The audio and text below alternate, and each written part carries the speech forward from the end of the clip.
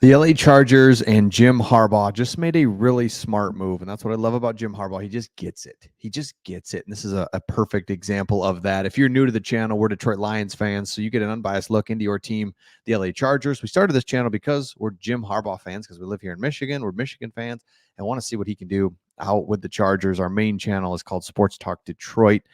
You can check that out if you want. I mean, go for it. So LA Chargers. LA Chargers, it's just like, yeah, I kind of know them as the San Diego Chargers, right? Like that's how what you want to say. And we even made mistakes talking about the San Diego Chargers on this channel because it's just how you've always said their names. But Jim Harbaugh says, okay, I'm going to use an opportunity to take the team back to San Diego. This is really cool. So it's just a no-brainer. What they're going to do is, well, first of all, the Chargers left San Diego in 2016. And by the way, let me know in the comments on this. You guys have taught us a lot just about the franchise, Eric Coryell, how did you start watching Junior Seau? Was it LaDainian Tomlinson? Like who, what player did you really love? Antonio Gates. We've had a lot of comments and it's really great. So let us know. Do you live in San Diego? Do you live in LA? Are you just a fan of the team from somewhere else? Like, what's your kind of connection to San Diego, if any, and kind of what your story is on when you started watching the Chargers and really fell in love with them.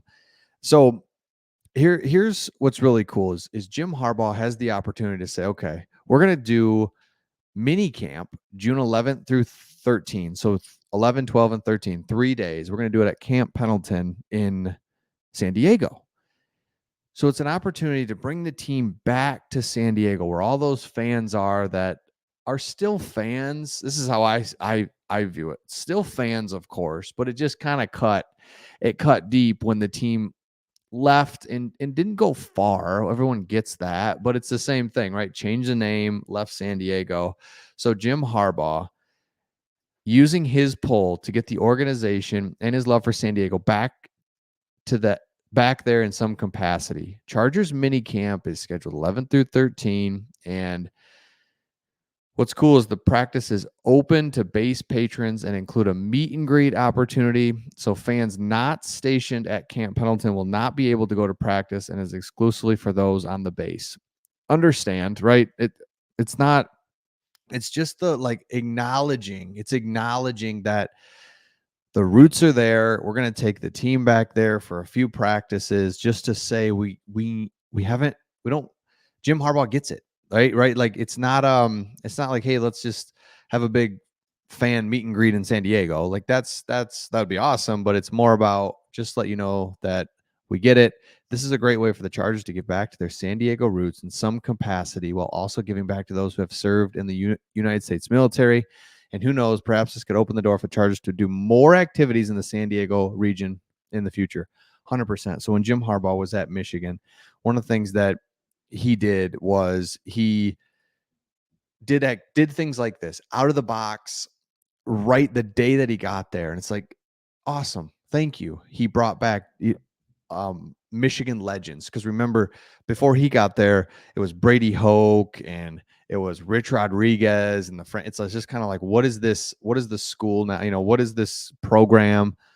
Are we a Michigan program? This whole thing. And what he did, he brought back legends, Derek Jeter, Michael Phelps, Charles Woodson, like all the big guys. He's like, yes, this is Michigan, right? And you just kind of brought that back because that's important. What's important out here in LA and San Diego, it's like, this is the San Diego Chargers, and I get money, whatever, you move the team, fine, but just know that this is where the roots are. And when we think Chargers, we think San Diego. And so Jim Harbaugh, by doing this, is just like, thank you. I love it, and I think it's a great way and a great move to announce this, that this is happening.